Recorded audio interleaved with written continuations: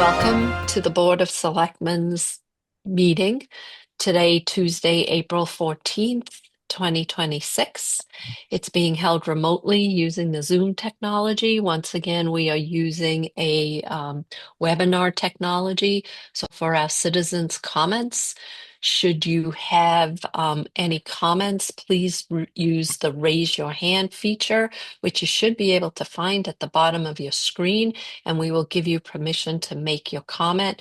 Again, this would be any comment that you may have that isn't on the agenda this evening or this morning. So with that, I am going to take a roll call vote of the Board of Selectmen. Robin Hunter present. Dave Haviland, present and accounted for. Cam Hudson present. All right, so thank you, everybody. Just a notice, I have a hard stop at 12:30. So if we are not through the agenda, I am going to leave the meeting, and Cam, you and Dave should just continue with business, and I apologize for that. It's understandable, don't worry. Yeah. All right. Okay, so the first item is a fun item. It's for us to approve April 24th, 2026 as Arbor Day in Dover. So I don't know if Val Lynn is present. I believe she might be Dover planning. Yep, she has her hand raised. Okay.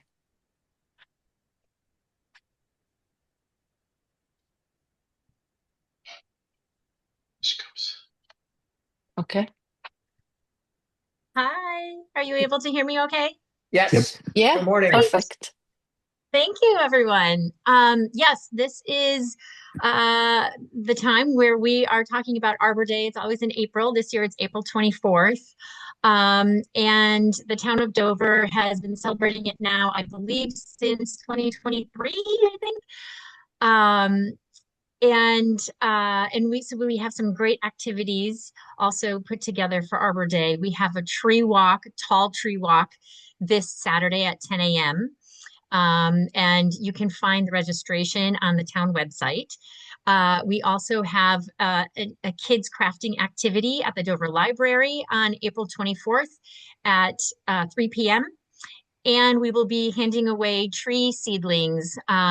We partner with the DPW, and those will be May 1st is May 1st at the town garage, and then May 2nd and 3rd at the transfer station. So we're excited to celebrate Arbor Day with the community.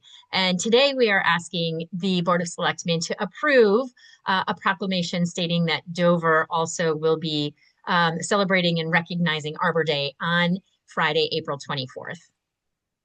So Val, that's a lot of really fun activities. I would suggest that you push out those dates on social media so that people can remember Yes. where they are. And I'm really glad that my memory was correct. I was going to Yes. say this is our third Arbor Day that we're celebrating. Yes, yes. And it's really exciting because I know it was a lot of work to get us to where we are today. So I don't know, and we just Dave. received. No, I No, think go this is ahead. wonderful, and not to shortchange it at all, but given the agenda length, I'm all in favor. So, Yeah, Okay. me Val, too. we'll let you finish. What did you want to say? There was something Oh, I just wanted exciting. to thank you all for your support. Dover just received notice that we are, for the third year in a row, designated as a Tree City USA community. So thank you, congratulations. especially to Mike. Yep. Yes. Yep. It's great. I'm honored to be part of a town that's a tree community.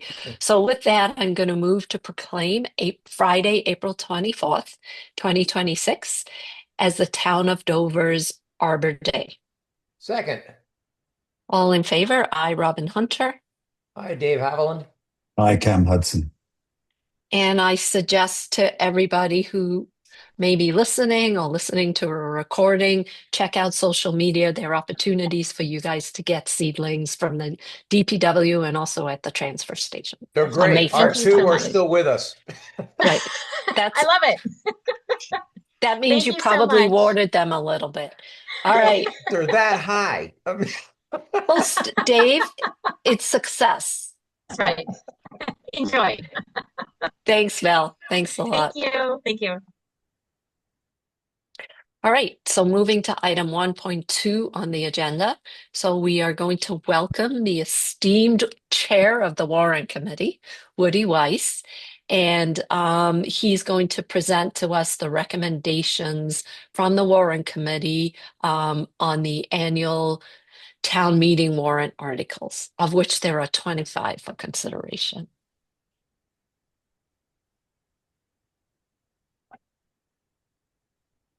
So is Woody there? I am.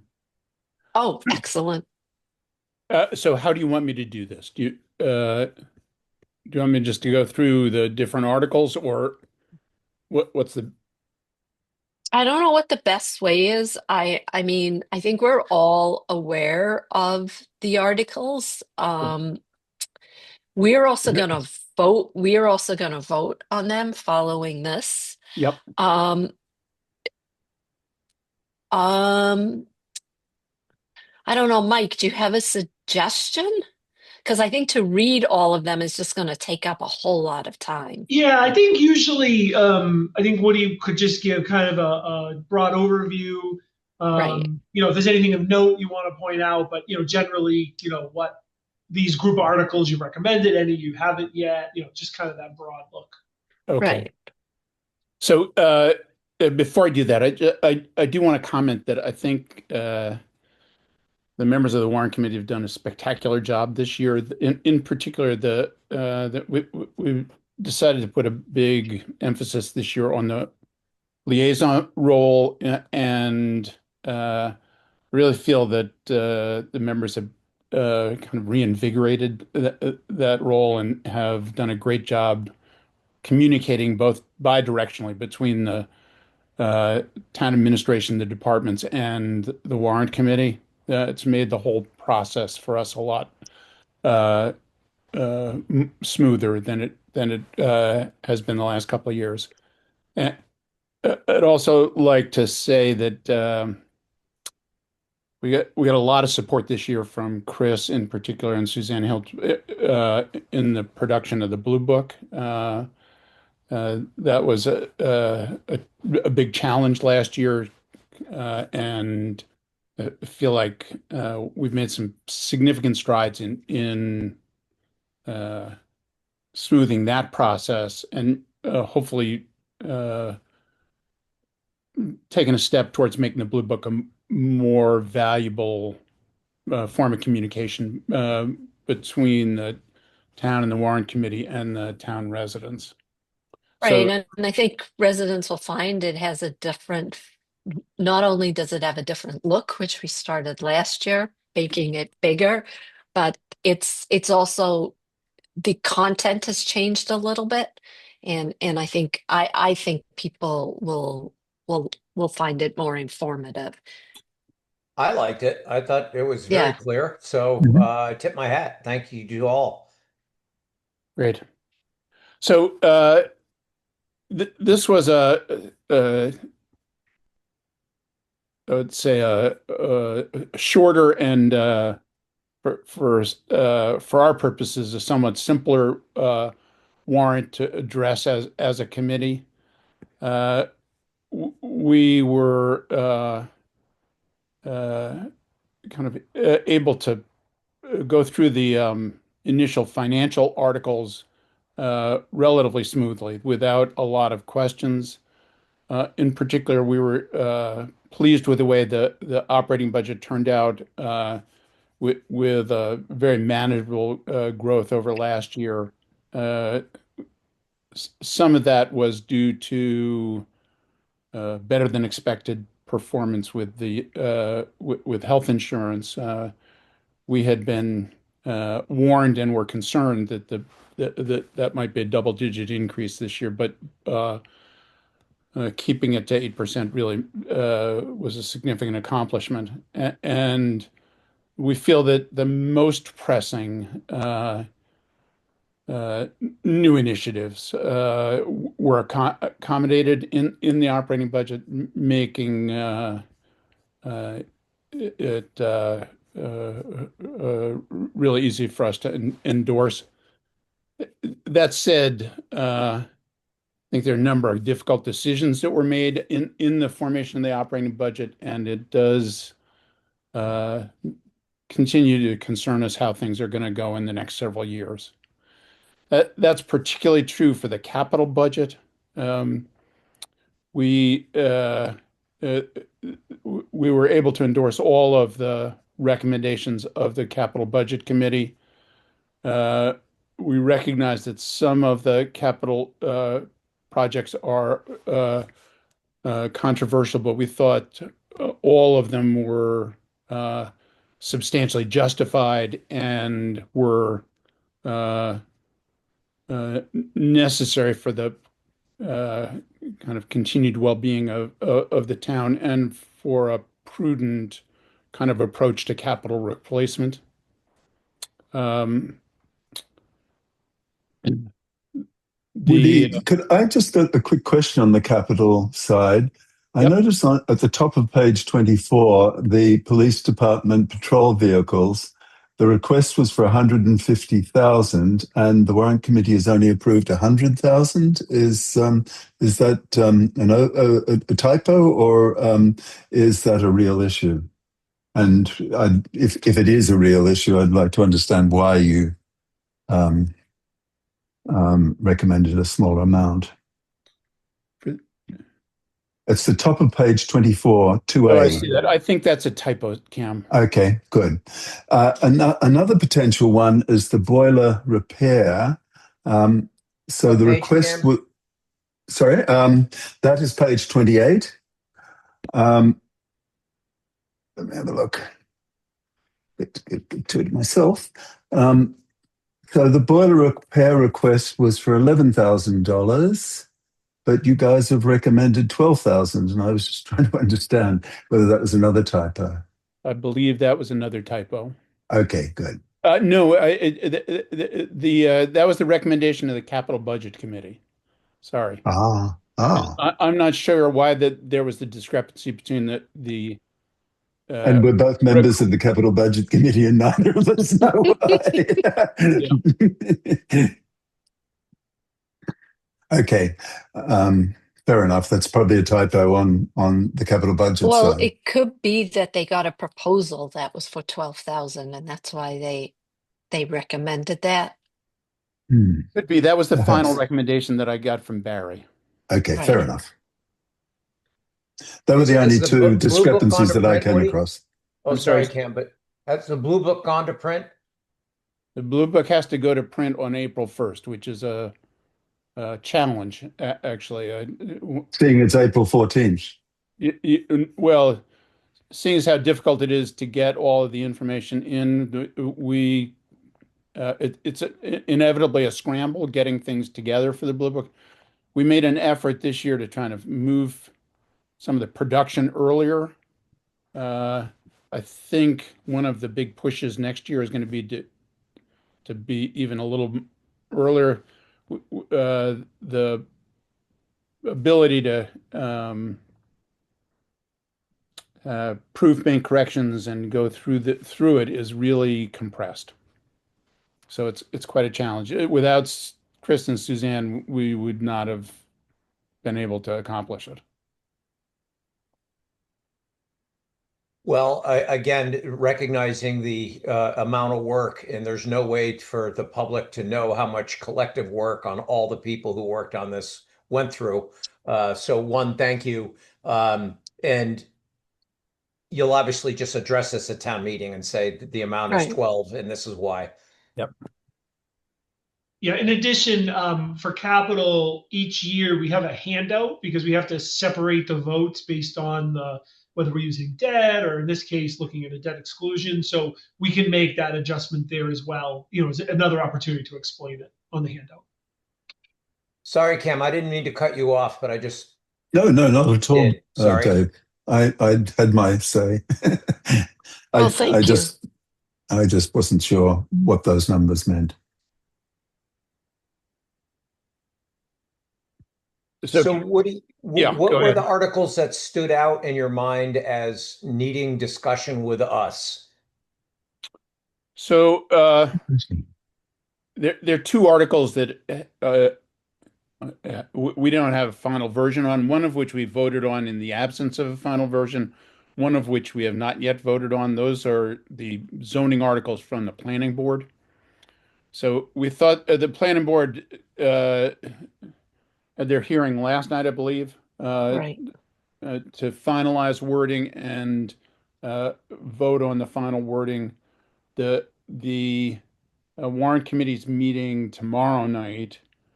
We voted without the final decision of the planning board on the ADU article because we thought the chance of a meaningful change in the wording was sufficiently small. We deferred a vote on the site plan review article, which I think is 19 or 20. Uh, and because we weren't sure what the final article would look like. So the expectation is we'll vote tomorrow night and finalize our recommendation, and there'll be a supplement to the Blue Book available at town meeting that And should contain that. right, and that article in the open hearing was the catalyst for a lot of conversation. Yes. So, as you recall, um, there was conversation surrounding this article last year as well. And what the planning board tried to do this year is mainstream it, but there is still a lot of, um, there's some people at the open hearing who expressed that they haven't done it, that they didn't do enough, the planning board in this article. So I would expect there's going to be a tremendous amount of discussion at town meeting as to whether or not there are individuals, and I would highly recommend going to watch the Zoom recording of those open hearings because there are individuals in town that express their opinion that what the planning board is doing with the site plan review is overreaching. Um, and so they really tried to streamline it, but there was they're taking baby steps towards this in their recommendations to change the bylaw, but there are a lot of people, potentially, there will be individuals at town meeting that I believe are going to stand up and say what they're trying to do is overreaching with the site plan reviews. And the town planner did a tremendous job looking at what other towns have done, um, looking at what Dover's done in the past and trying to take steps to streamline it and in effect not have everything come to the planning board for site plan review. But some people would say that that's not enough. Well, 18 to me is almost perfunctory because the state changed their definitions, right? Exactly. So Right. that Yeah. one is just, but Right. 19 will have if there's going to be There will be concerns there voiced. will be Yeah, discussion on 19. agreed. I think the other articles that generated a moderate amount of discussion on the warrant committee were two capital items. One was the fuel island, which has been discussed in multiple forums and on multiple occasions. Another was the request of Park and Rec to upgrade the parking lot at Carroll Park and to improve the drainage and at the same time create permanent pickleball courts on where the temporary courts exist now on the basketball courts. So those two generated some discussion, although the final recommendations on both were unanimous. And then there was a moderate amount of discussion of the uh, Sustainability Committee's request for the climate action plan. That was also endorsed by the warrant committee, though. So those are the ones that generated the most discussion, I would say, in our committee.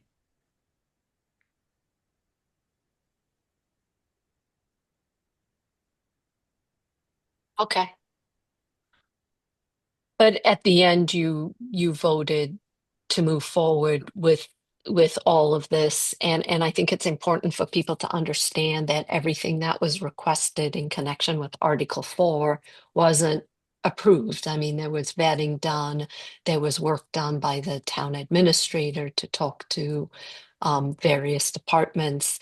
We also talked to departments about capital and need to have versus nice to have, and to help prioritize. So I think at the end it is a really big number, um, of which a significant portion is the fuel island replacement, for which, from the feedback that I've heard, is that nobody believes it doesn't need to be replaced. It's just the location of it that there's some pushback on.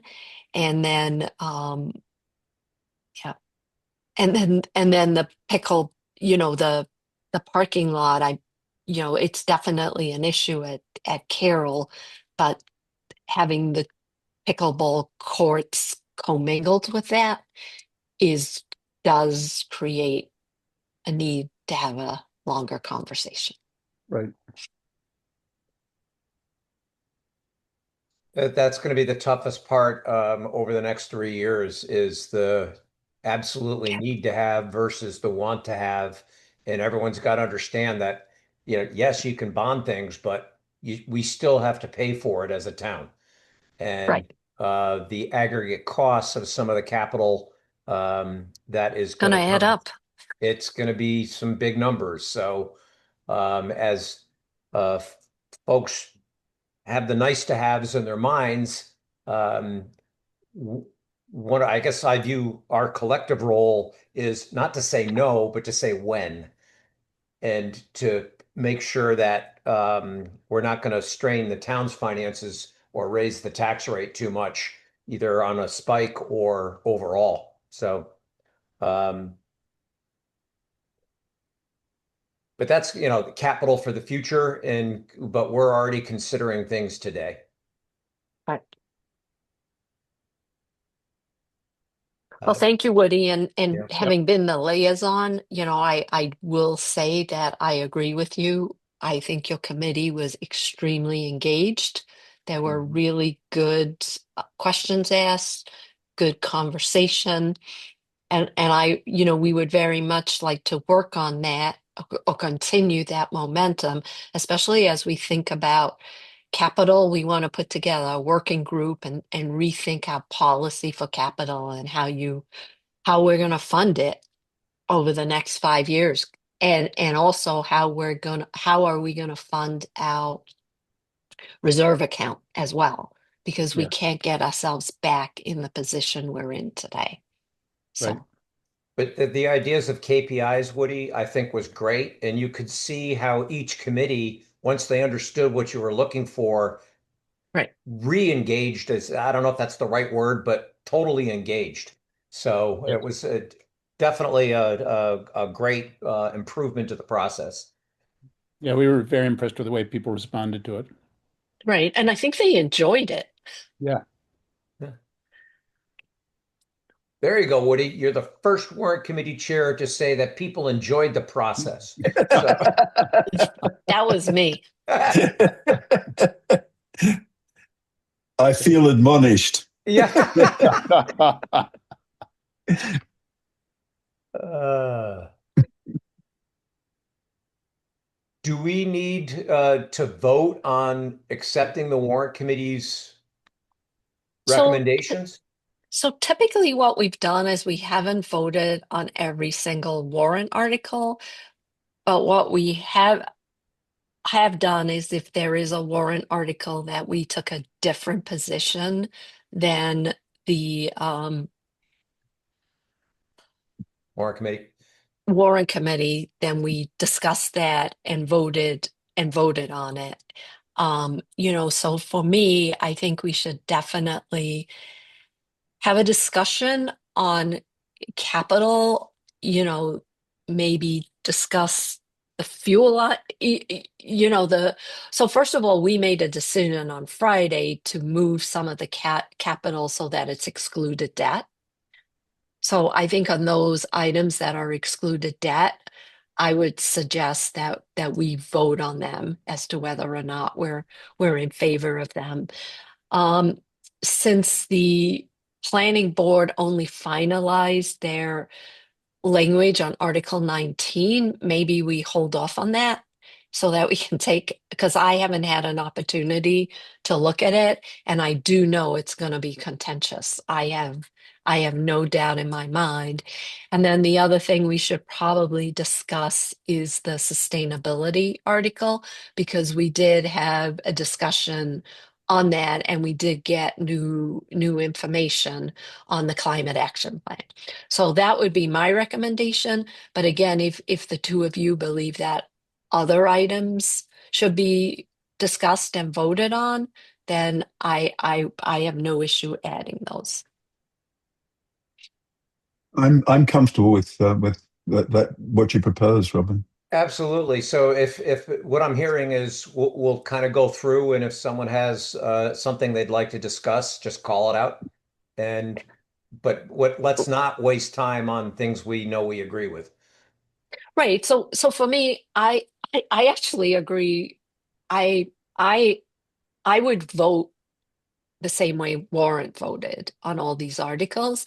I would like to express that um, I also fully and wholeheartedly support us pulling out some of the large capital items, such as the fuel island and the roof Sure. for the region, as well as the pickleball courts and the paving of the parking lot at Carroll. That is the one warrant, that is the one article that I have the most difficult time with, because I view the parking lot as necessary and I fully support that. I view the pickleball courts as a nice to have for the community. And if people are willing to do an override for that, so be it. But for me, it's not a priority. So that's the only thing. And I'm going to vote in favor of it because I believe that most of the cost is related to the parking lot, but I just don't like that they're coupled together. What do you Right, I think? agree with you there, Robin. We had some heartache in the Capital Budget Committee on this, and the Warrant Committee as well. I feel that we did ask DPW to separate the two out, but they were reluctant to do so simply because they felt it would increase the cost of the two projects done separately. But I also view the pickleball courts as a nice to have, whereas I think the repair of the drainage system and fixing up the parking lot is an important asset for the town and something that should be done. So Cameron or I Woody, may I ask, what is the order of magnitude for the pickleball courts versus we the never got a clear breakout, Yeah, Dave. we That never was got a part of the clear. problem. Right. I think it's difficult to break it out because a lot of the work on the drainage it affects both projects. The parking lot floods at the pickleball end of the parking lot, and that flooding also involves the pickleball courts as well as the parking lot. And any attempt to address that drainage uh, impacts both projects. So but that building And the feeling pickleball was courts are expensive. So I don't understand how we're getting two pickleball courts and the parking lot drainage and grading, what have you, for $500,000. I mean, at a previous town meeting, two pickleball courts were in the 1 million range. Right. So how's this working? I think the original plan for the pickleball courts had them in a different location. It was creating an entirely new site. It was going to be located between the current tennis courts and the path that goes to the playground. So there was a large amount of site preparation that was involved in creating the pickleball courts, and I think the original plan was for 4 pickleball courts. By transitioning that to the using the already leveled and somewhat prepared site that the basketball court is on, uh, cut the cost of the pickleball courts substantially. So there's still some of the cost is clearly involved in the pickleball courts themselves. They're going to put up some fencing and uh, make the courts more permanent than the current temporary courts. But there's not nearly the same amount of site preparation as was involved in the original plan. Okay, thank you. That's a great explanation. Right. And if you I'll weigh in that I agree with Cam and Robin, however, that the pickleball courts, um, on a scale of 1 to 10, these are a nice to have, down around 8, 9, 10. Whereas a lot of the capital items on this warrant and coming before the town that are known but just not in line yet, um, we've got to be careful. I mean, there seems to be this misinterpretation of free cash that, oh, we'll just take it out of free cash. Oh, just take it out of free cash. And I mean, when we're looking at in the next 5 to 10 years replacing the Center Street Bridge, we've got a protective services building. We've got the report coming from the Collins Center on all the capital items that the town is going to need to address. And I'll just say that I'm nervous and a nice to have, even if it's 100,000 of the 500. Um, at some point, we've got to start saying, hold on a sec, until we have a full grip on what the tax increases are going to be due to the need to haves, we should be putting some of the nice to haves um, on hold. Because again, it's not no, it's when. Right, and I think the flooding of the parking lot is a real issue, and this is what makes this so difficult for me Yeah. because it it's I don't mean this in a negative way, but in a sense it's somewhat disingenuous because y- and just tell us how much the difference, is it 50,000 to do the courts? I understand all the equipment's there, but it just like it gives me pause for concern. But the parking lot, I understand it needs to happen. And then I ask myself, well, does the parking lot absolutely have to happen this year? But we can't be, we're constantly kicking the can down the road, and that's how we got ourselves in the position. So if you don't spend it this year, you may need to spend it next year. And we figured out how to get the budget balanced this year. So for me, I agree with everything you said, Dave, and I am really torn. I can only And say I that's fully why, agree with both of you on that front. right. And that's why for me, making this excluded debt gives the people the opportunity also to think about it. And if they decide at the polls they don't want to vote for it, then So be it. Yeah, yeah, it's the way I obviously get it's the more voters. comfortable with it. Right. Uh, Right. And I think,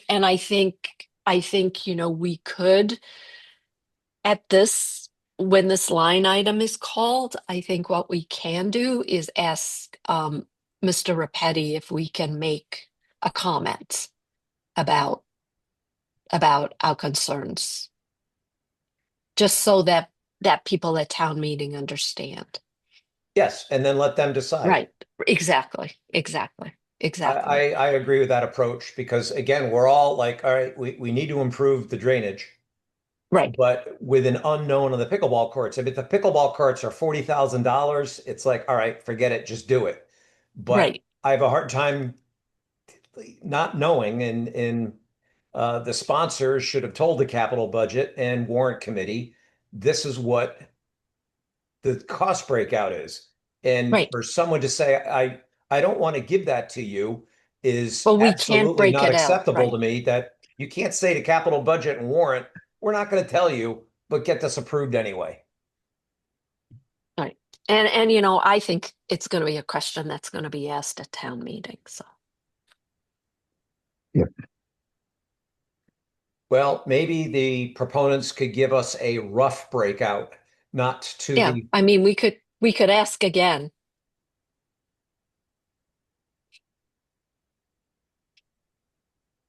I And mean, then, they came up with a 500,000 with a budget. So right. they know the answer. They just don't want to tell us. Yeah, and I understand there's economies of scale and you have the equipment there. So how much more is it? Roughly, Right. get us to $10,000 of rough. Right. 20. Right. Like what give us a percentage. Say 20% of the total cost is Yep.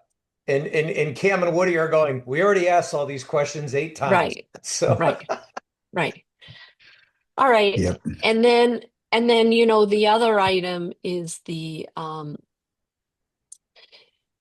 climate action plan, and we did get an email from the sustainability committee, yeah. and I know there were quite a number of conversations that were had. The sustainability committee, and I appreciate this, they took the concerns expressed by the Board of Selectmen seriously. They understood why we were suggesting to them that perhaps they should remove the article this year because we really felt as though they didn't have the bandwidth to be successful with MVP as well as the climate action plan. The chair herself admitted that if it fell on her, she did not have the bandwidth to do both. And she went back to the committee, and one of the committee members who has done this in a professional capacity said that she would take the lead for the committee. She would also apply for some additional grants that they may be able to get to defray the costs. And with that information and that commitment to us by the Sustainability Committee, I feel comfortable supporting their request. Well, not So only that, that's but my they've thought. asked to enlarge their committee to get some more, to E- be try to get more Indians Right. to help do the lift. Exactly. So Mhm. Exactly. this is what we are asking for from the beginning. So I agree with you. Now they've in essence figured out how they're going to do what they want to do, if that makes sense. Right. Right. Right. Right. I'm fully in agreement with both of you on that. I'm also looking at Janet Bowser's resume. It's not that she's done it before; she's done it multiple times before, Right.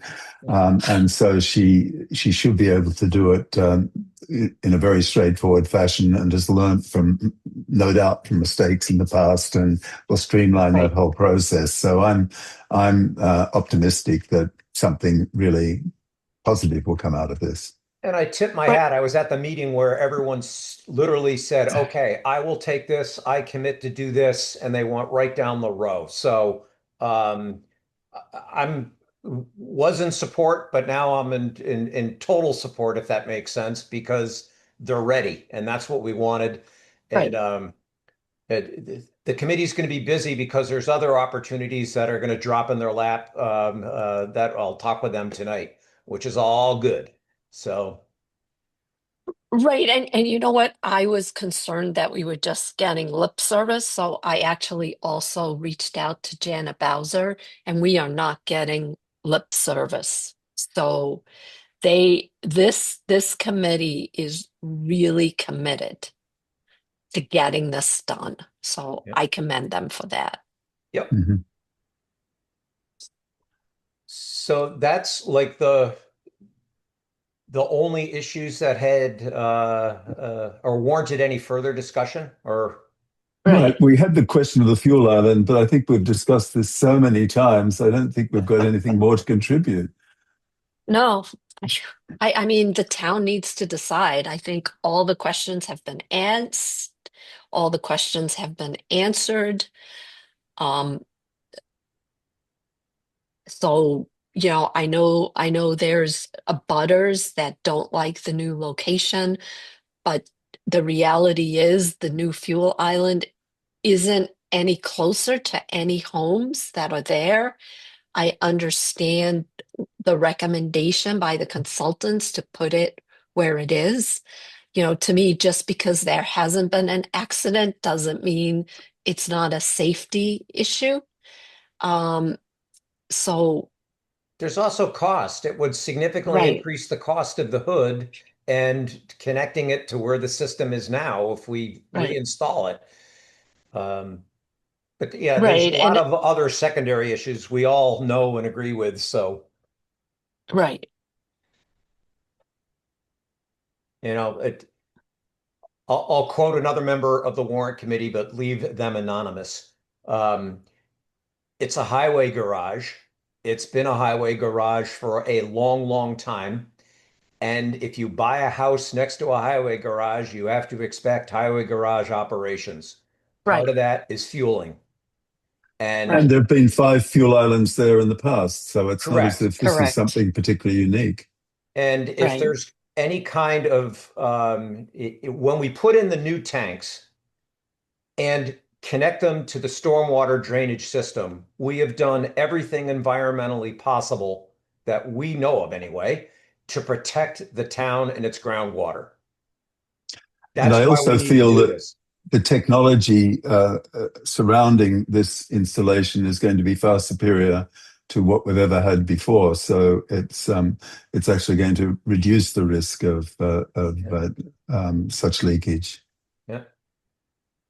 And we've worked with the neighbors. They were concerned about headlights at night, so the standard refueling will be during daylight hours, all kinds of considerations like this that have been agreed to. So um, we understand that some people just don't want it. But absent a fuel island, someone's got to explain to me how we're going to plow our streets, fight fires, and have police cars on the road. And to say, oh, well, they can go fill up at some other town. Well, they yeah, just talked it's about budget. I mean, not to mention the time. I mean, what are you going to do? Every time you want to fill up a fire engine, you're going to drive to Needham and take 15, 20 minutes to get there, 15, 20 minutes back. It's wasted hours. And that will add up. That will add up with significant hours. So it just right, doesn't make sense. right, and not to mention, and I think this is a really important point here, no town that was approached wants to even consider this. They, no town wants to be responsible for having sufficient fuel for trucks of another town. So I think, we reached out. It's just not not an option. Correct. Right. And then And I so is think moving it. at open hearing, Right, Mike pointed out that if he was to be asked by a neighboring town right. to He do would say that, no. he would say no. So I think it's not just an excuse that we can't go to other towns or that we haven't done sufficient negotiation with other towns. The answer was a flat no. Right, right. So then I don't, are there any warrant articles that that any of us don't want to vote for? Other than the caveats that we've put in so far, particularly about the pickleball courts, I think I'm very comfortable with everything that has been recommended by the Warren Committee. And Dave? capital budget. And Right. yeah, I'm Yeah. exactly where Okay. Cam just said. Okay. So then I'm going to make a motion that um, to approve the annual town meeting warrant articles and votes taken by the warrant committee, with the exception of the following items.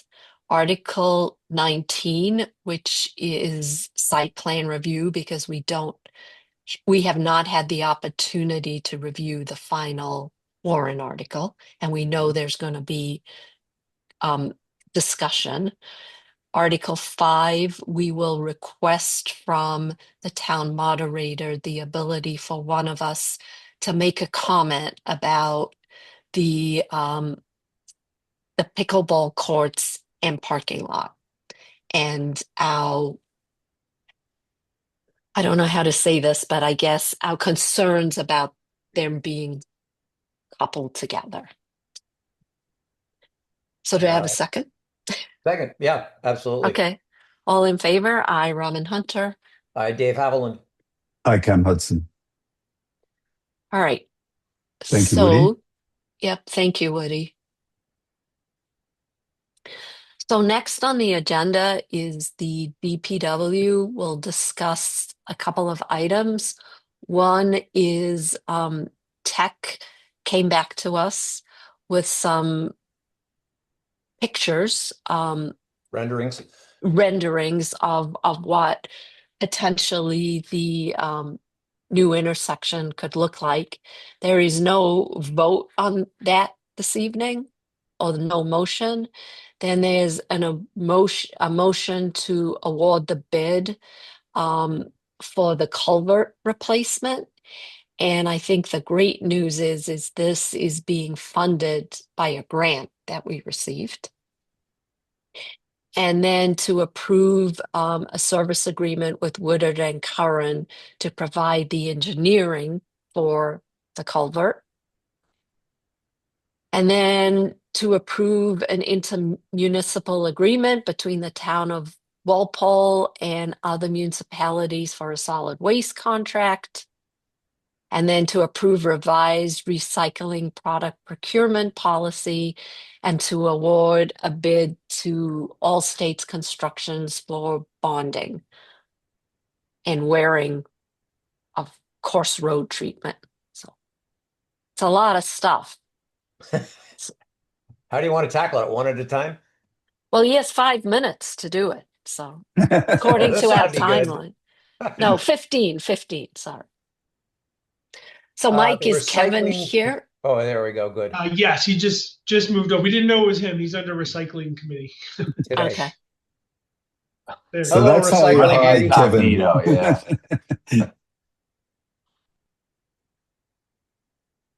So, Hey, Kevin. yeah, so we have Hello. Kevin with us from TEC. So he's got a brief presentation, so we can jump right into the bottleneck updates for the selectmen. Excellent. Good afternoon, Madam Chair, members of the board. It's a pleasure to see you again. We last met in early February to give the initial presentation to you concerning what was in front of us for the local bottleneck reduction program through Mass DOT, and was happy to address some of your comments and questions, to bring to you today some updates and some other images that will hopefully put in perspective for what the new infrastructure will look like. If it's okay with you, I'd love to share my screen and just walk through a set of Okay. slides. Okay, great.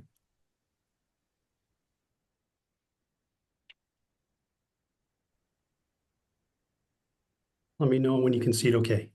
We can see it. Yeah. Okay, great.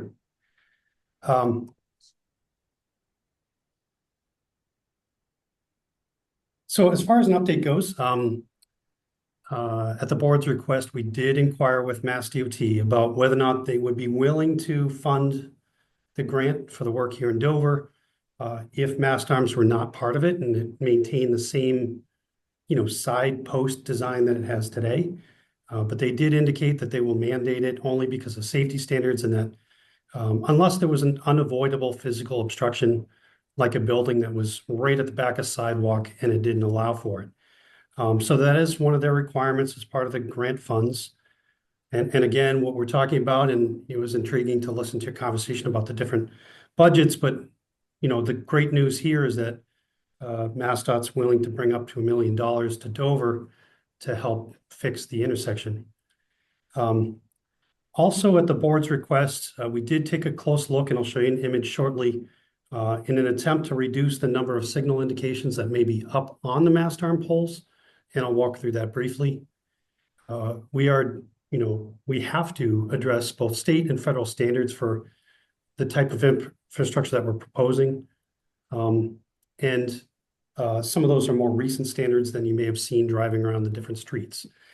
We prepared some renderings so that at least you can get a perspective or simulation of what it may look like with the mast arms in place that are scaled based on the length and the actual placement of the signal heads. I worked with my landscape architect, Joe, to try to give as close of an impression as we can that's simulated from other existing photos.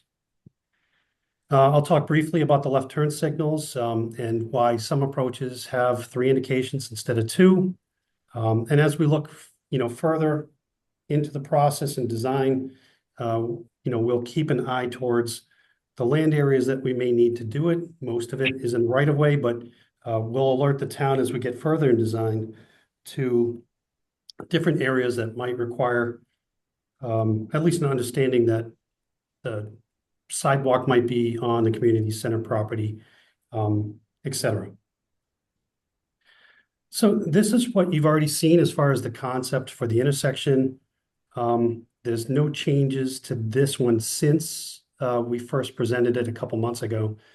This is our recommended design that has the 4 mast arms, 1 on each corner, to provide signal heads that are up and over the lanes and clearly visible in front of them.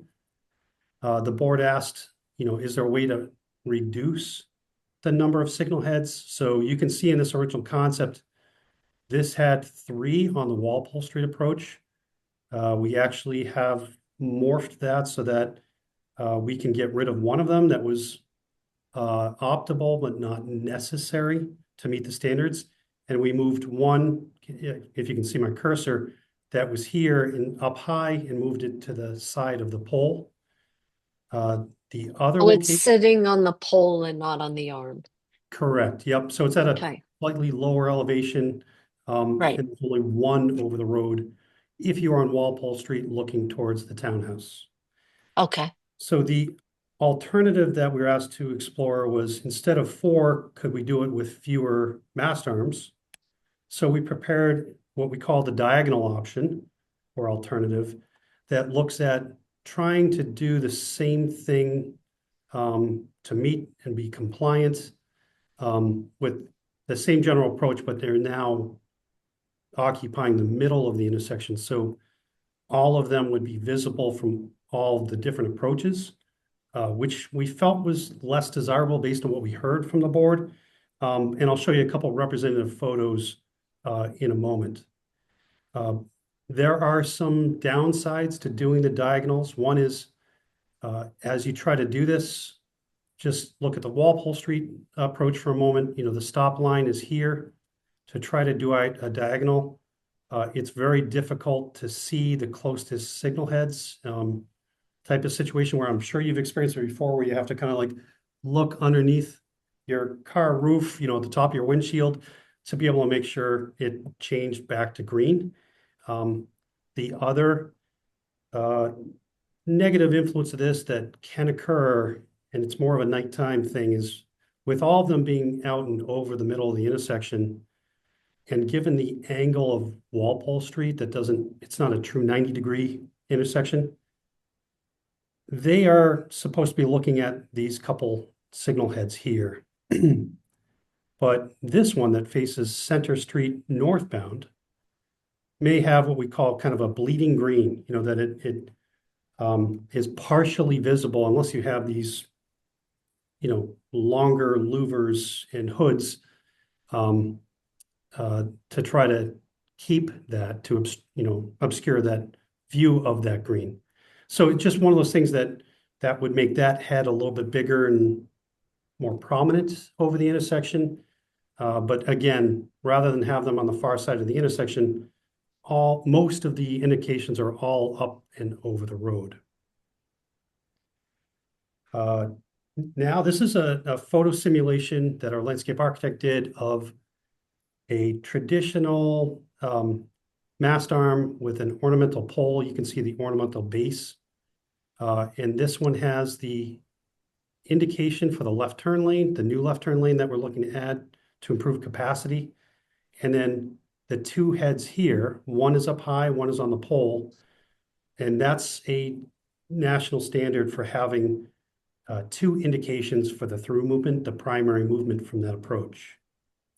So that is, a black painted or powder coated. There's different options, but essentially a black straight arm that would come out and over that approach. You also could do the curved mast arms. So I wanted to present this as an alternative. They're a little bit fancier, a little bit more aesthetic. Would still have not only the fluted upright, the vertical pole, but it would also have a fluted arched pole to get the same visibility out and over the intersection. It's more of just a style preference, but this is an option for the town to pursue. From this vantage point on Center Street, you can see the one that's on the fire station corner that comes out for Springdale Ave, and the one for the Walpole Street approach. And you can see here that we have one over the intersection and one on the pole at the edge of the view. For Springdale Ave, on the right is where we're looking to introduce the two new ADA stalls at the request of the town, and the sidewalk would bend around it to have maintain two compliant, accessible stalls directly in front of the community center. The same mast arms are shown in this, but from the different angle.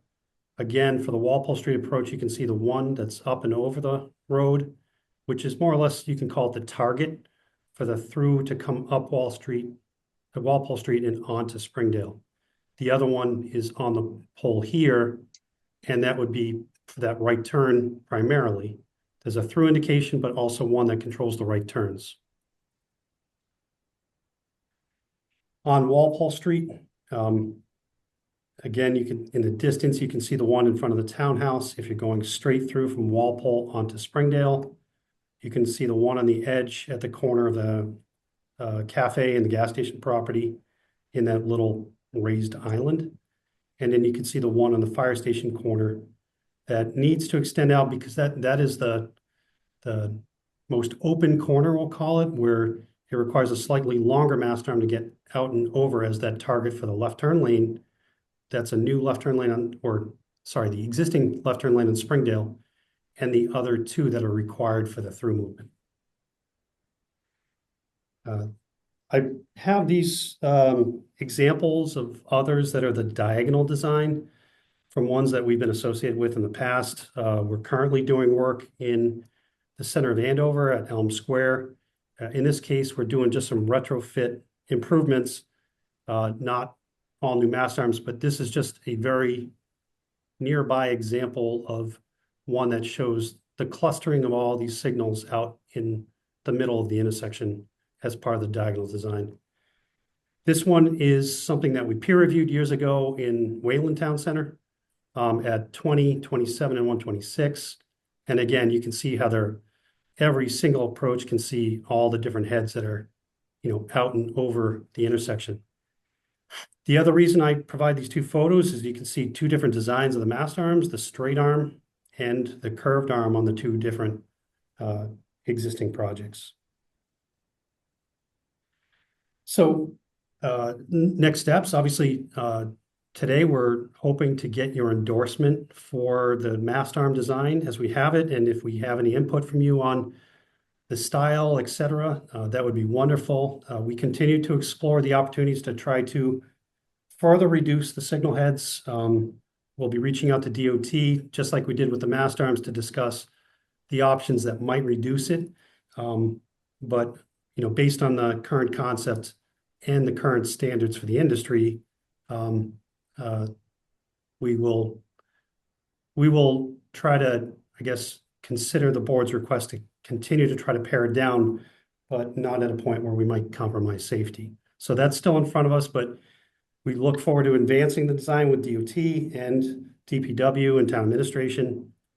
We would seek to return to you if there are any design features that were not consistent with what we talked about to date. And then ultimately look to complete the bidding documents over the next 6 months or so, and then construct the project next spring and summer. So that's a summary of what I have. I'm certainly happy to answer any questions. And I look forward to hopefully receiving your endorsement.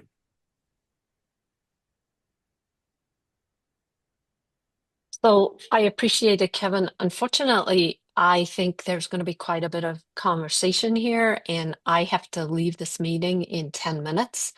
So let me tell you my thoughts. I have spent a lot of time driving around looking at intersections. My preference is the curved arms because I think they look a lot more attractive and they tend to blend in better. And I focused on intersections in, like, for instance, Needham Town Center has a bunch of decorative intersections, and some of their larger intersections have it. Um, I've also spent a lot of time looking at the number of cans on these arms. And, again, I challenge you to see if we can reduce even further the number of cans on the arms. I have seen other towns putting one can on an arm and then cans on the poles, which I think blend in a lot better. The rendering showing the sidewalks, the crosswalks, certainly an upgrade for us in Dover. So I do like that. What I would very much like to do is to be able to present, to have you move forward, but to be able to present to the town in an information session what the final design may look like before we go out to bid and finalize it. Because this is going to be a huge change. I will tell you, until you came to us, I didn't realize how much I did not pay attention to intersections that had the arms. So I think it's going to be a huge change, and then people are going to get used to it but it is a big change, and I think what I found most alarming with the first pass was all of the number of cans. You've done a much better job reducing them. But that's my 2 cents. May I ask, because I'm unclear, how many cans do you have on the current proposal, Kevin? In total, I could count them up quickly, but essentially on the approaches that have the left turn lanes, uh, this guidance and industry standards requires one over the left turn lane. So on Center Street southbound and Springdale Ave, each of those approaches have one on the left turn lane and then two for the other approach. So they have three Those have each. three. Walpole Street has two, and um, uh, Center Springdale? Street northbound has two. And then Well, there's pedestrian signal heads on each corner facing each crosswalk. well, like Robin, I think you sent the entire select board out to look at intersections in other towns. And we've noted quite a few. Um, I will say that Needham, Route 135, right in the center of town, and then Natick, which is Route 135 crossing Route 27. So that the center of both towns, all three roads have three lanes, left, center, or straight and right. And yet both those intersections have 8 cans total. And they have the flashing emergency lights. They've got the little arms pointing down, which I'm assuming are the electronics to how many cars are in there. So these, and they're all fluted poles painted black. So I'm assuming these are meeting state requirements. And I just struggle mightily with the fact that you've got two state routes crossing each other with a traffic flow and volume that has got to be a multiple of the town of Dover. And they're getting away with 8 cans, but we still need more than that. And so I'm going to one more time ask you to go back and minimize the effects of this project to the utmost extent that state law and safety will allow us. Because again, we need to let the town weigh in, and based on a lot of conversations I've had, this is going to get a hard no, and we've got to find a way to get to yes because we need to improve the traffic.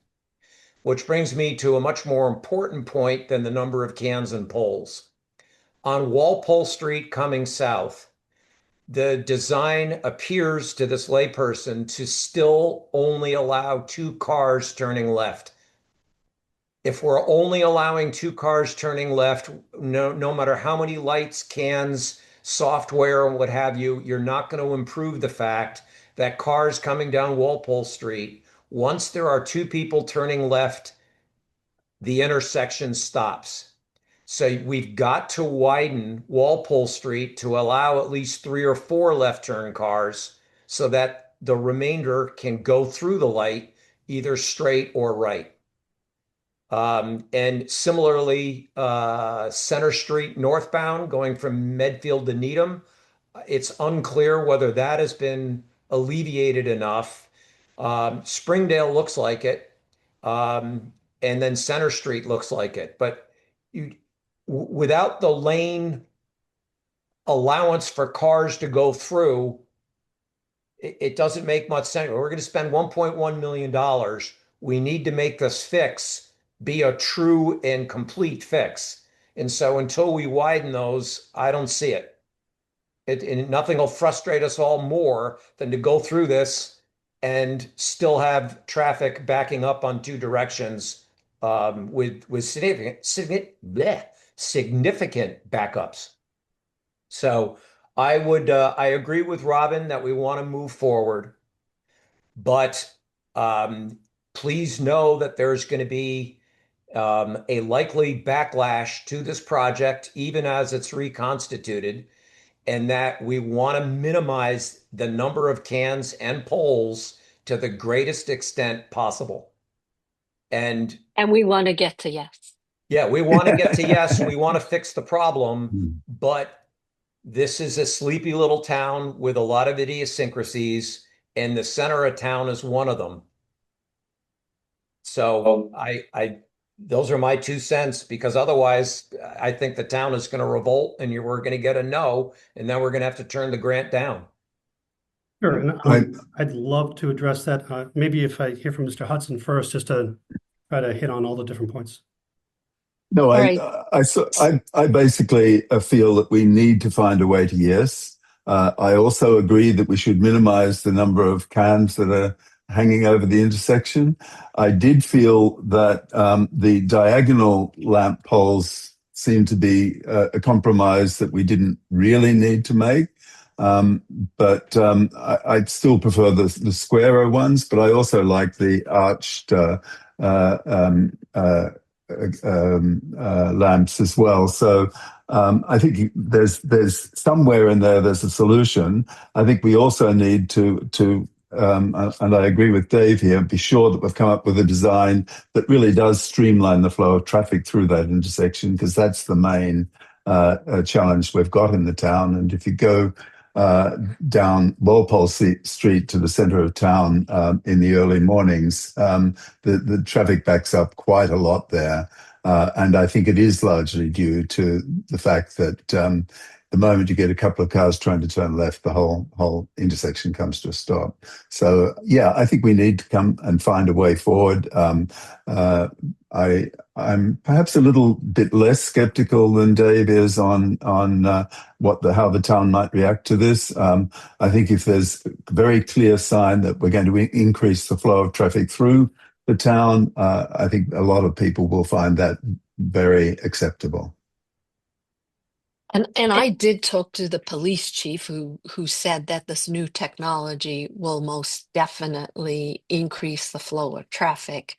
However, he said he wanted to make sure that we understood it wasn't going to eliminate the backup. He said the traffic, though, would flow much more easily, but it wasn't going to end the backup. Right. So I would love to be able to respond to a couple specific things. First of all, the capability of doing other significant widening of Center Street northbound or Walpole Street is not going to be able to be part of the bottleneck project. This was meant to be retrofits and other changes, but not wholesale widening and things that would be part of what we would typically do as a transportation improvement program project or TIP project, which would considerably increase the cost, but meanwhile also considerably increase the impacts.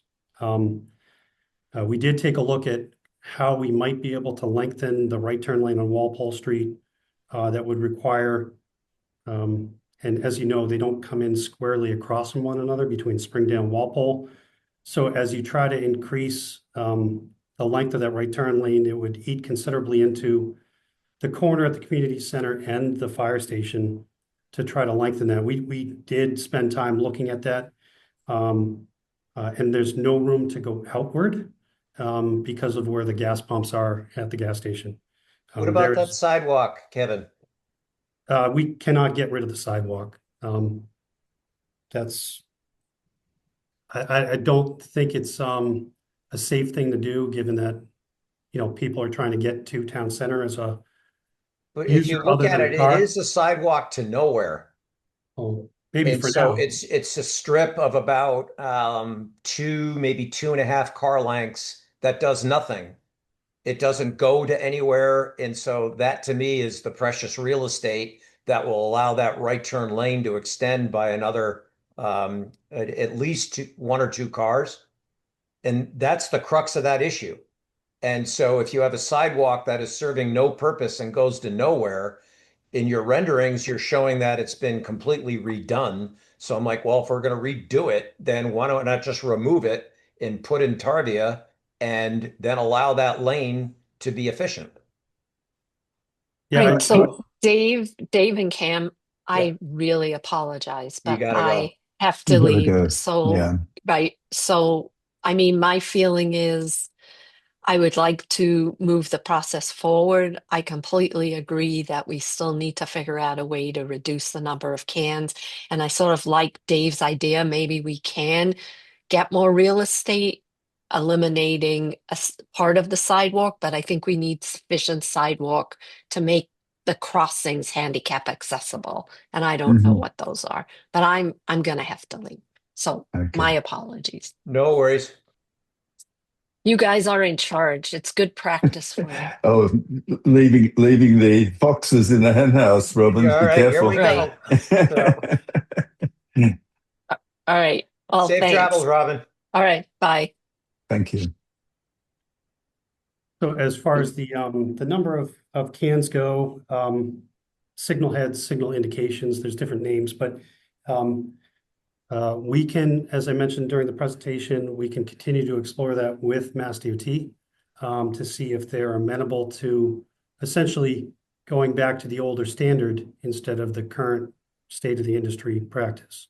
And that's really what it comes down to, is that the other intersections in Needham and Natick may have been installed and they may be relatively new, but they may not be using the current guidance from the state for what makes the left turn lane safer, which is a signal indication that is directly in front of them. So we'll explore it. We'll report back to the board.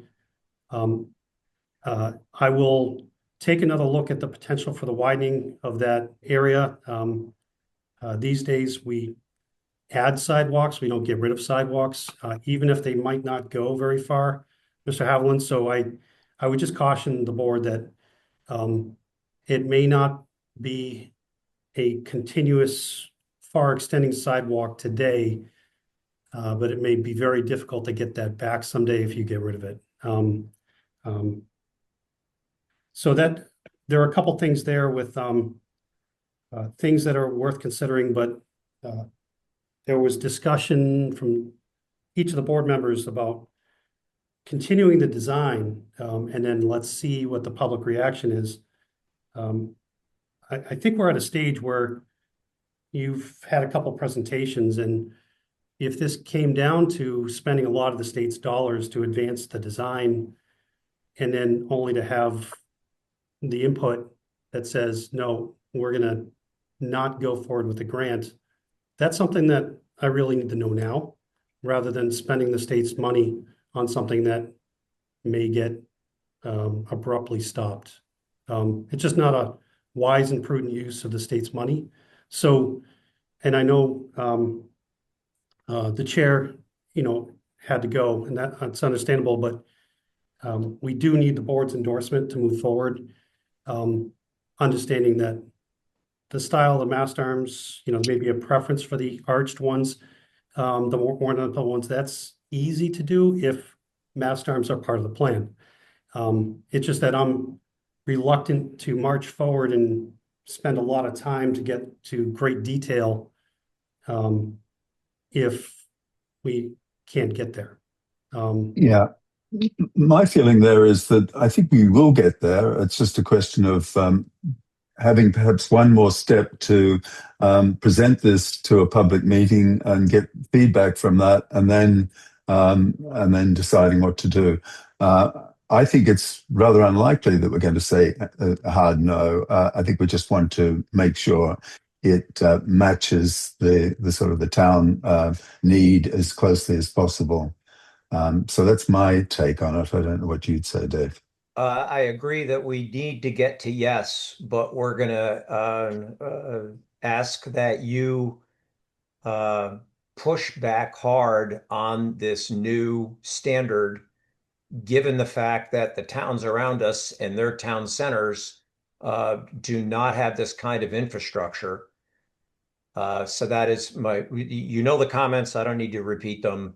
But to me, which is actually more important now, is for us to spend the state's money and the town's money and to go through and not address Walpole Street um, is a mistake that I'm unwilling to live with. And I understand what you're saying about sidewalks, but directly across the street is a sidewalk that goes somewhere. This is literally just a leftover vestige of what's there now. And again, what good is a piece of sidewalk that's approximately 20, 25 feet long? It does nothing for anybody. It provides no safety, no walking path, no nothing. But that very same real estate would solve Walpole Street in the morning. Dave, I don't think we're going to get an answer to that right now. I think we should accept the idea of taking another look at to see what's possible there, to widen it, and to get another couple of cars in that left turn lane. But I don't think we're going to solve that problem right now. No, we're not So, going to solve it now. I just want to make sure that Kevin is understanding that, yes, we want to get there. And yes, we would like to complete this project. These are the two areas that we're going to ask you to go back and do further work on. mhm, Um, and right, agreed. Yeah, I could just add, so, having obviously the opportunity to speak with you individually outside of this meeting, I think what Kevin and I need to work on is, one, I think we need to understand a definitive answer on the number of, cans required in order to get the grant money. Because I think that, my understanding Right. is that there are a segment of the public that is not going to go for this project, period, because it's overhead, right? Those people, if they're not going to support it, no matter how many cans there are. I think what we're really trying to target is getting support of the people who are open to it, understand the overhead is necessary in order to get this $1 million. It's a lot of money to say no to, but I think the number of cans, we need to understand that. So I think before we present to the public, we need to get a definitive answer to that Mhm, and be able to provide that. And then I think, mhm. the sidewalk is interesting, and I think we need to look at it. To Dave's point, it is indeed a sidewalk to nowhere, and so I think it's worthy of looking at. So I think we could, Kevin and I can do that. right. Mhm. The other one piece, and I have no idea if they're even up to code anymore, but I'm going to say the four light cans. In other words, green, yellow, red, left turn, green arrow. Instead of having a whole nother can up there, having one more, I don't know what to call them, light or directional indicator. Uh, I think we're beating this one to death. We thank Yeah. you very much for your efforts. There's been a tremendous improvement from last time. As you can see, we do want to get to yes, but it's got to be within parameters that are acceptable to the town, and we're getting much closer.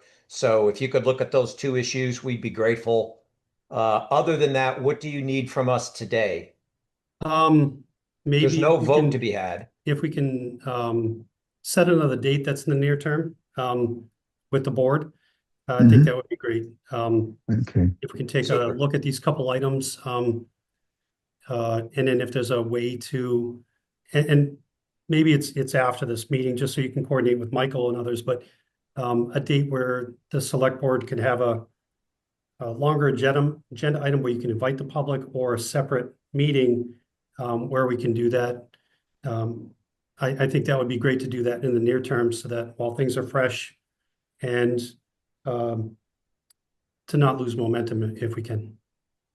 Absolutely understood. The only caveat is our town meeting is the first week, Monday in May, which is the 4th or 5th. So if we could beg off to perhaps the week after that, because it's just trying to wedge that in, I think is going to be extremely difficult. If Michael can pull off the appropriate miracle, we're happy to do it sooner. Yeah, and maybe it's a good opportunity to kind of advertise for the project, and we can Right. give a couple boards that Michael or Kevin can use to set up, so that at least people can get introduced to it, and then use it as hey, this meeting's coming up on this date, which would be after that. We're doing the same thing in a couple other towns, where town meeting's a good chance to let everybody know what's going on, and Excellent idea, Kevin. I like that a lot. okay, great. Well, thank you Super. very much. Okay. I appreciate your time today. Super. Thank Well, you. thank you very much. And so our Kevin McCabe, would you like to go on and talk about the second one, which is the Aqualine award bid? Yes, so before you, I have a request for the board to authorize Town Administrator Blanchard to sign a contract with Aqualine Utility out of Weymouth. We had a bid opening last month for the Denham Street Culvert project. We had 13 plan holders and 7 bids on the project. The bids range from Aqualine, the 391,275, all the way up to $685,538. So a wide range there. In the packet was the contract documents and the reference check that Woodard and Kern provided as part of the bid and award services for this project. And then kind of again to hit on the head, there's no cost to the town of Dover. The DPW was awarded a grant through the Community One Stop program, which will pay for the culvert in entirety, and then a portion of the next item for the board's approval. Well, one, I want to thank you for procuring the grant, and that is amazing. I'm going to ask if Cam has any comments on this.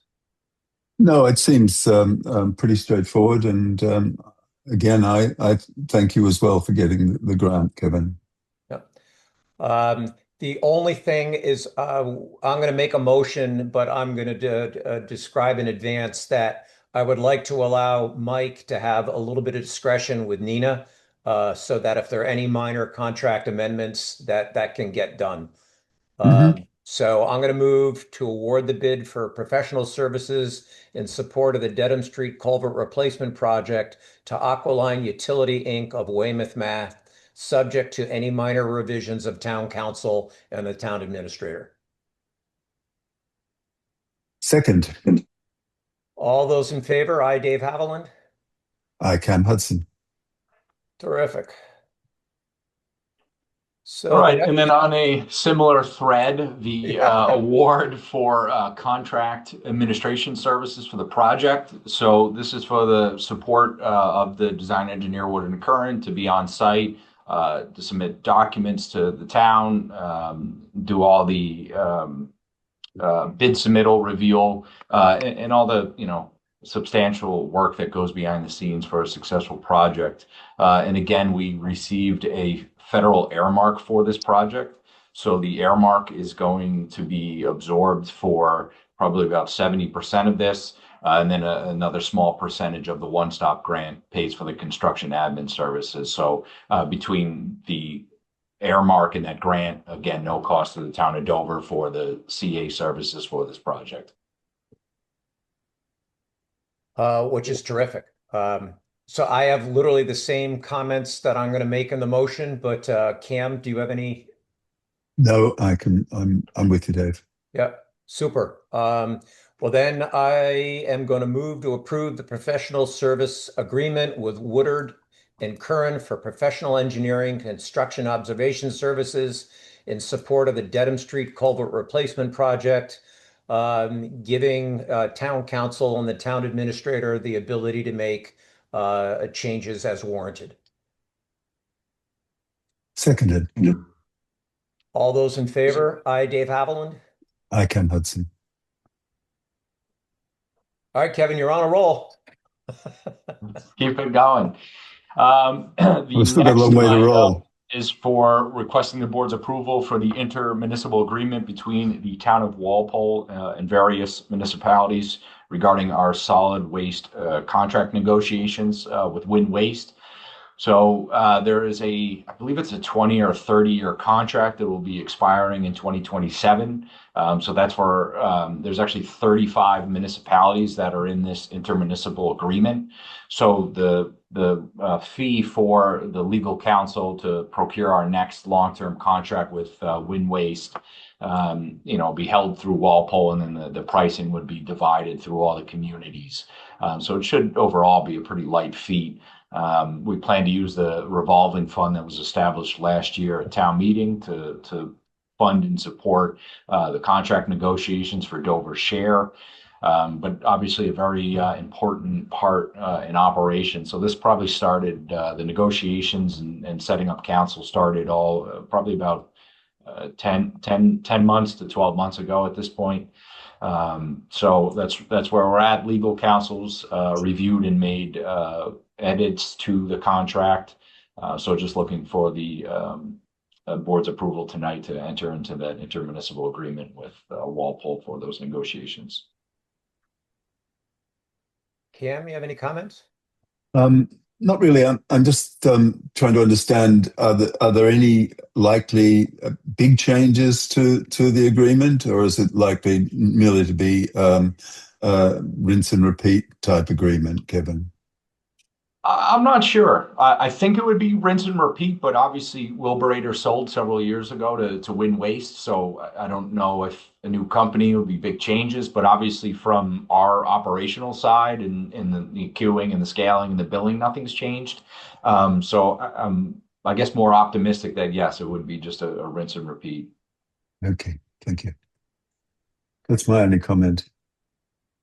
It was pretty straightforward to me. So hearing no other discussion, I move to approve the intermunicipal agreement between the town of Walpole and various municipalities regarding solid waste contract negotiations.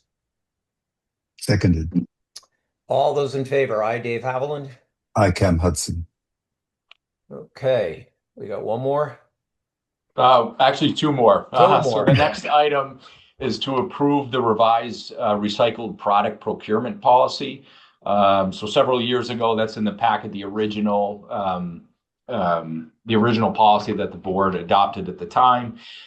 So DEP sent out some new guidance, and basically, really the only change is in paragraph I of that, which just cites, the donation to local organizations and how to properly dispose of items, citing Mass General Law, Chapter 30B, Section 15. So essentially, other than that, there's no change to the document itself. And this is part of the requirements for the town to enroll and apply each year for the Sustainable Material Recovery Program. So specifically, the town goes after the RDP, which is the Recycled Dividends Program. So we typically receive anywhere from $4,000 to $6,000 a year in that program. So that helps the recycling committee and the DPW use those funds for certain other things that wouldn't necessarily be in new programs we want to start, additional signage, stuff like that we wouldn't necessarily absorb in the operating. Okay. Cam, do you have anything to discuss? No. What I'm going to ask is not for this go around, because this was done in 22 and we're now reapproving in 26, but to ask the Sustainability Committee if they would like to review this for possible improvements next time. It's too late now, but let's give them their due, because they might have a couple of ideas to improve it even more. But right now you need this. So Cam, you good to go? Yep. All right. I move to approve the environmentally preferred procurement policy dated April 14th, 2026. Seconded. All those in favor? Aye, Dave Haviland. Aye, Cam Hudson. Super.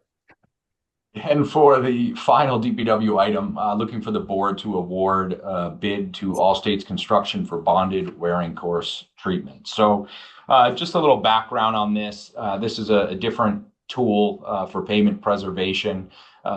If you all commonly traverse Route 109 in Medfield, Medfield did this about 4 years ago. So essentially they mill out the limits of the project, intersecting roads, and they kind of over inundate a tack coat on the road. Oh, first they crack seal, any patchwork we would have to do, crack seal the road, and then it's a high application rate of a tack course, and then it's ultra bond. It's a really thin, typically it's about a half an inch layer of actual asphalt. So we're planning to with the board's approval today, award this contract, and the test subject, if you will be Glen Street this upcoming construction cycle. So we had 9 plan holders, only one bidder, All States, but to give the board some assurance in the pricing, there's a Southeastern Regional Service Group. It's a consortium bid. Medfield's a member in that, and we have the same square yardage, $8.75 a square yard that they received in that consortium bid. And Dover actually has better pricing because when I wrote the specs, the crack sealing in Medfield's bid is a separate pay item where it's incidental to ours. So I would say we have actual better pricing than the consortium bid. So again, looking for the board's approval to try all states this year. And doing ultra bonded wearing course. And I've worked with this construction company previously. I did a chip seal with them when I was working for a different municipality in Sudbury, and then when I worked for the city of Newton, we did ultra bonded wearing there. So I have directly worked with this vendor before, and just want to give that a try this year to expand our pavement preservation tools in the toolbox, if you will. Okay, well, it makes sense. Cam, do you have any discussion? Kevin, do you expect any significant improvements to the durability of the road surfaces from doing it this way? Yeah, so we could get into obviously a whole discussion, but obviously this is a cheaper alternative than milling out the road half an inch, inch and a half, and putting a whole inch and a half in, redoing every drainage structure. So this would only result in minor structure adjustments. So again, it's there's a whole degradation curve on the pavement conditions of roads. So it's kind of grabbing that road before it falls into the next major upgrade category. So that's what we're doing, is capturing that at an earlier stage, use a cheaper technology on it while it's in that falls into the next disarray category. So yeah, so it would improve rideability, right? Because it's actual asphalt. We're still doing the micro surface. So your next we're actually rebidding that. And so in the next board meeting or the one directly after that, we'd be looking to do that. So that's what we did on Main Pleasant. So we're still doing that in standalone crack seal as well. So this is just another vendor and another technology. So expanding the repertoire down here at the DPW. Okay. And Glen Street must need it. So, all right, Cam, anything else? No, that's all. I have got no questions or comments, so I move to award the bid to All States Construction, Inc. for bonded wearing course road treatment at a total bid price of $182,072.50 for a 1-year term with renewal options for 2 consecutive fiscal years. Seconded. All those in favor? Aye, Dave Haviland. Aye, Cam Hudson. You exhausted, Kevin? Absolutely. Now it's time to go to the health fair. So Yeah, right. thank you all for your time and approvals tonight. Thank you for your hard work and the success in getting these grants. We are truly grateful. Thank you for that. Appreciate that. Thank you, Kevin. You're very welcome.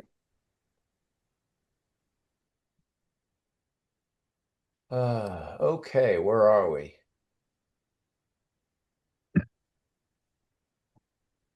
Oh, the town library HVAC. Cam, you could do this probably just off the top of your head. So Robin was going to present this. Mike, is there anything that we should know other than we know the obvious, but is there anything we should know for No, the I public? think just I mean, again, you in your packet, but just for anybody else's benefit, as you know, we've been eager to move this forward. We issued an RFQ for the professional services. There was a review team that included the library director, our superintendent of buildings, senior custodian, as well as a project consultant that helped put together the packets. And the architect before you was selected as the best option. So this is within the budget, and town council's reviewed the agreement, and we recommend your approval so this project continue to move forward. Terrific. Thank you. Cam, any questions or comments?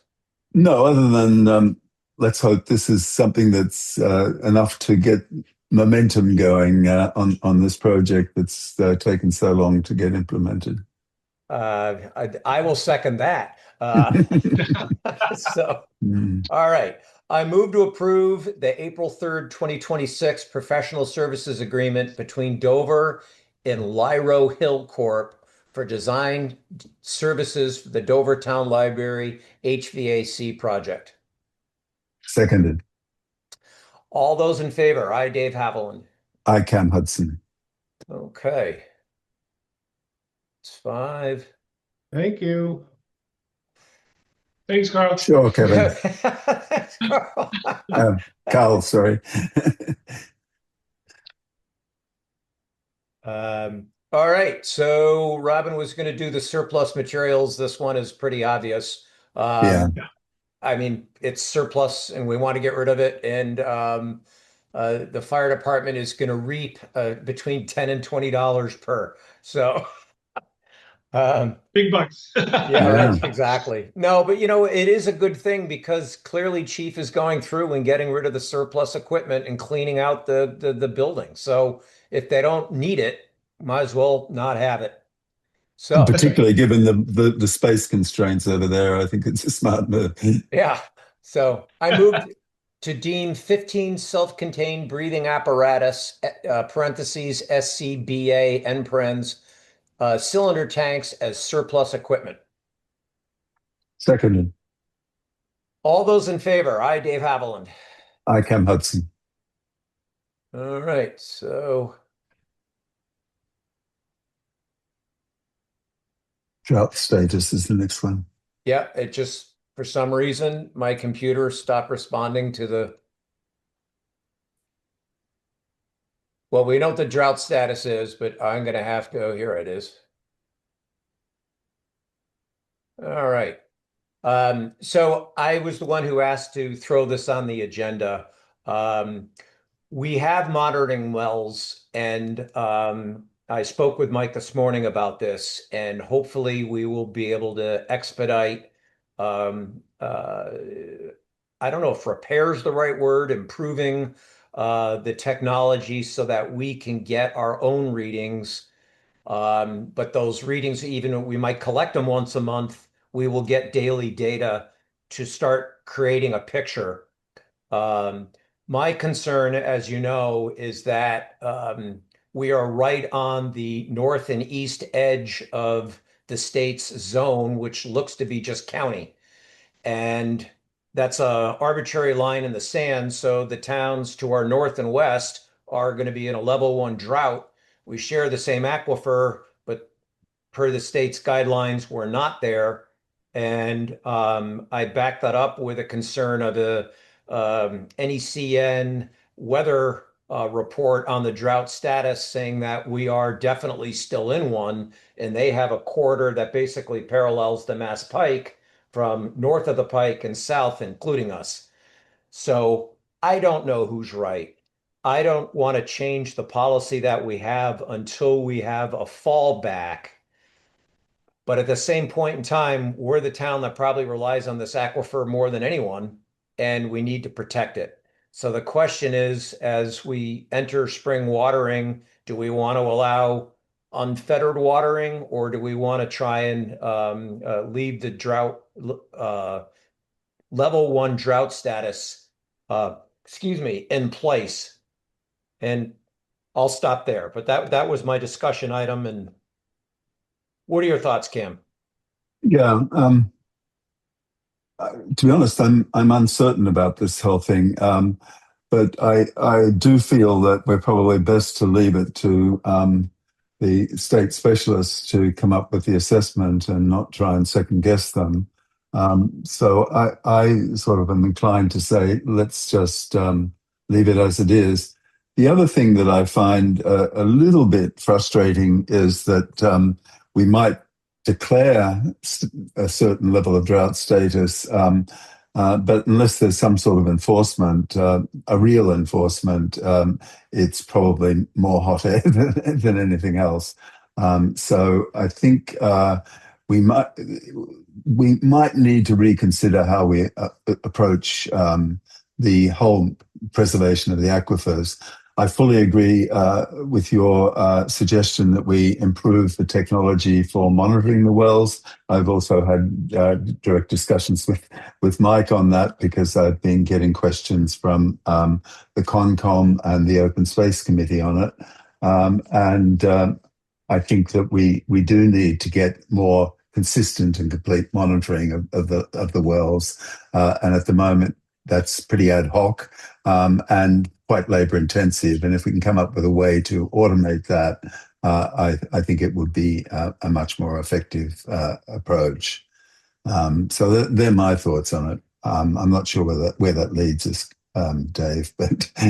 Well, I think we're actually quite close. We want to do something more to protect the aquifer, but we don't have a good basis of fact and standing to hang our hats on absent the state. So once we get the wells monitored, I think we can put this back on and address it in the future, and look at the policy. Again, we need a process and sound, I don't want to use the word science, but sound information to make a drought status that overrides the state. But I mean, I know that the Taunton area got about 3 inches more rain through thunderstorms and other fronts, and we didn't get any of it. So I understand why the whole southeast region has been removed from drought status. But I don't think we need to take any action on this today. One, because we don't have, again, the science or what have you, the information to make a different decision. Right. So, but I also really strongly believe we need to really look at the policy for the management of the aquifers. We should really address that sometime in the not too distant future, and particularly to think of ways in which we can better control what is actually being pulled out of the aquifer. I mean, I've been really thinking that maybe we should consider some real changes to policy there, including such as requiring all new on the sale of a property that monitoring of water usage gets puts in place, not necessarily. Well, not even at all to use as a tool for charging people for that water, but so we get a much better handle on what actually is being consumed in households. And I think something like that might help us get there. and also to consider wells that are designed purely for an irrigation perspective to any new wells getting put in on properties for irrigation purposes, that we also consider changing the bylaws to insist on monitoring devices there. But anyway, that's a future music, but I think we need to start seriously thinking about this. Well, once we get past town meeting Hmm. and enter the summer months, I know we have a lot of policies to review, but uh, this one I think is quite important. It's mighty tough to live in a town if you don't have water. Right. So maybe what we can ask is Mike and Chris to wedge that in somewhere over the Hmm. summer Yep. and start a larger discussion and go from there. So good. Thank you. Agreed. Not to extend this, but do you mind if I just share my screen for a second just to add to the discussion? Please. So one is just in terms of expectation setting. I don't know. Can you see the what's called the dashboard on your screen? Yes. Okay. So really a huge thank you to Elizabeth Nagy, as the board may know, but the public's benefit. We used to have a software provider that we used to, as we took our measurements. Unfortunately, just wasn't working out, and so this was actually built, by Elizabeth using Google. So it's now a free internal product. And what you can see here is a graph of what is generally monthly water readings that are taken. As Kim noted, it is labor intensive; it's by hand. You'll see the gaps here as we don't take the measurements over the winter months generally, but it does give you a sense of at that snapshot of what our levels are looking like. This goes through September. We do have two readings that needed to be added in here. There's one in December, and then there's one this current month of April. What I will say is, Carl, speaking with Carl, we look like we're about 2 to 3 feet up over what we were in December. So we are seeing improvement, like the rest of the state. So that's a good thing. But just in terms of expectations, while these automatic, or excuse me, not automatic, I guess they are automatic measurement devices are going to be great. One, it is still labor intensive. We still have to go out to each well once a month, download the data, and then come back and upload it. It will certainly give more readings because it measures it once a day. But really, there's no reason to think that the data is going to really change anything drastically, because there's been some concerns that these hand measurements aren't accurate. We don't believe that's true. We do think they're very accurate. We have an appropriate device. So, at a month in time, we do think our water measurements are very accurate and show where it is today.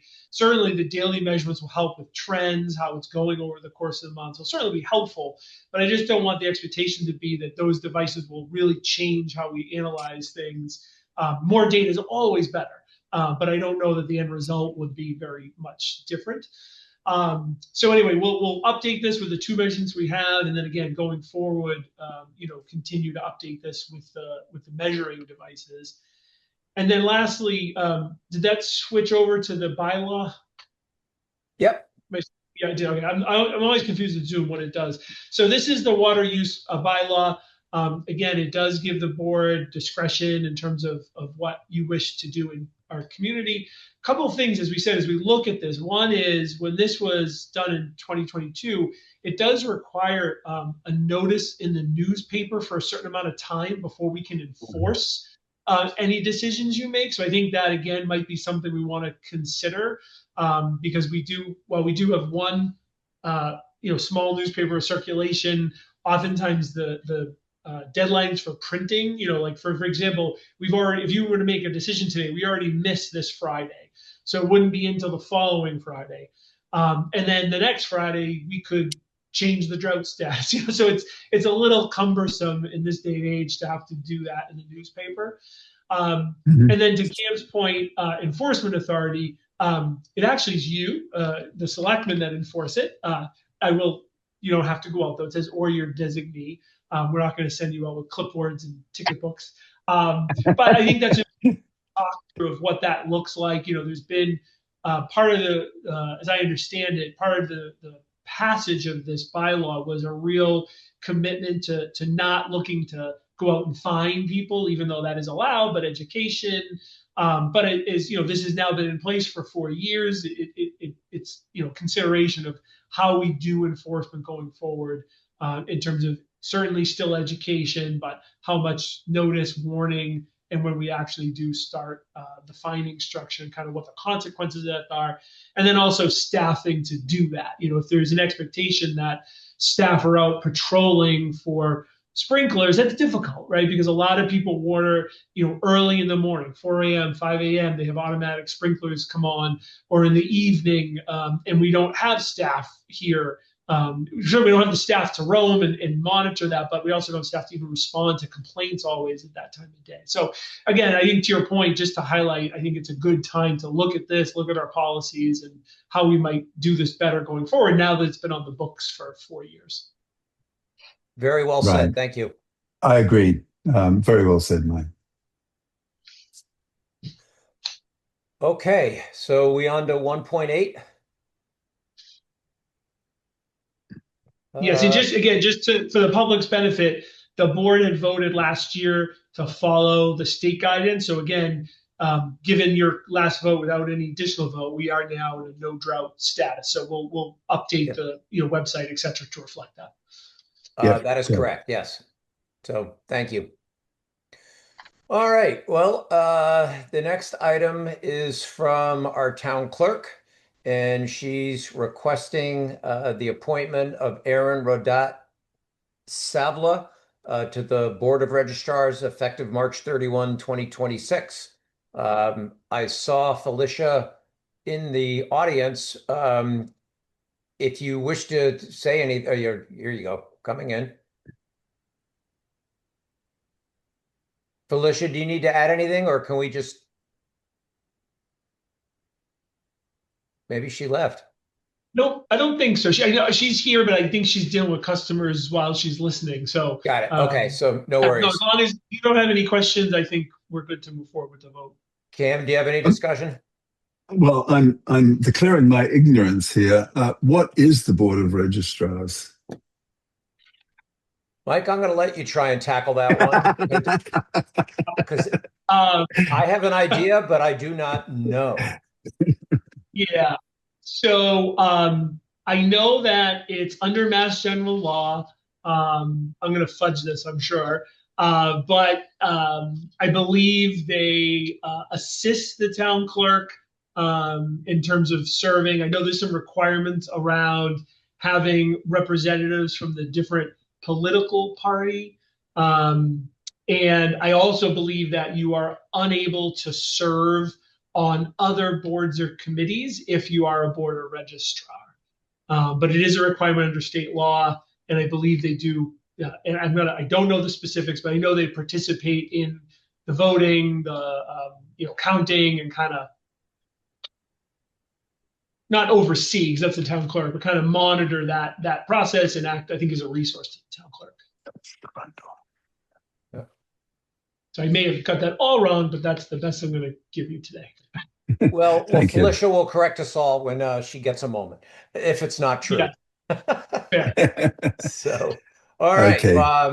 Well, then I am going to move to appoint Aaron Rodat Savla to the Board of Registrars effective March 31, 2026 and ending on June 30th, 2029.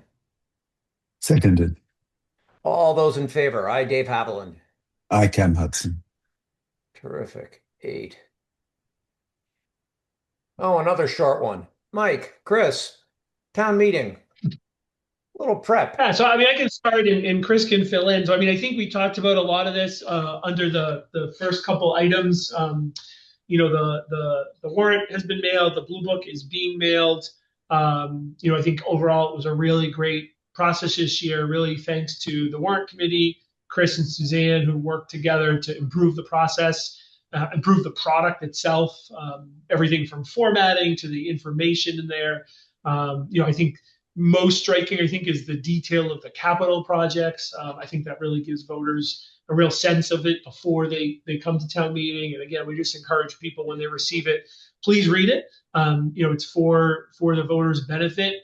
so that they come prepared, and certainly encourage if they have questions ahead of time. The Blue Book contains contact information now for the most appropriate person to get a question answered on a particular article. So yeah, it's really just awesome. The next big event for us is the moderators meeting. So that is scheduled for the 28th, Tuesday the 28th. Next week is April vacation, so not doing much next week, but the following week, the 28th, that'll be here. I believe we're doing here at the Towns. So that'll be the next big step, and then right into the next week, town meeting on the 4th. Chris, anything else you want to touch on? Yeah, so Blue Book is out the door, and thanks to all the warrant committee members who we worked really collaboratively this year, and we thought it was a nice process that hopefully will result in an improved product for people to catch up on all things town meeting and recommendations ahead of actual town meeting. I do want to add that we're expecting the Blue Book to be mailed out sometime next week. And when we get a better idea of the timing of when that is going to hit households, we do plan on emailing a digital version out through all of our digital communication channels, in addition to putting it on the website. So it will be available digitally as well. Okay. Good. Okay. Well, we all know what this prep is all about. So here we go. Final stretch. Mm-hmm. 1-9. So after that is Board of Selectmen updates, and yeah. Did you have anything to report, Cam? No, I don't. I did have that question that I discussed with Mike a little bit earlier about the capital budget process and library requests, but I think we can follow up with that offline. Other than that, really, nothing very much, no. Most of my stuff has already been covered, or Right. we'll cover it in executive. So I'm going to defer there. And why don't we move on to Mike and town administrator updates? Yeah, so it's mostly the same. Hit on everything kind of during the meeting. Just a couple of things to point out. The COA talk with the town I'll be participating in about timing the budget is this week, the 16th at 1 p.m. So looking forward to that.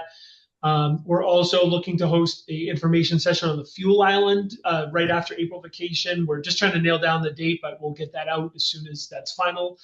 And then Kevin just made a reference today when he was getting off after his long time having to go to the health fair. So just wanted to say thank you to our HR director, Robin Tassino. We're having a health fair for town employees today here at the townhouse, an opportunity for them to come and meet with the different vendors of the insurance products we offer, health and local health and wellness opportunities.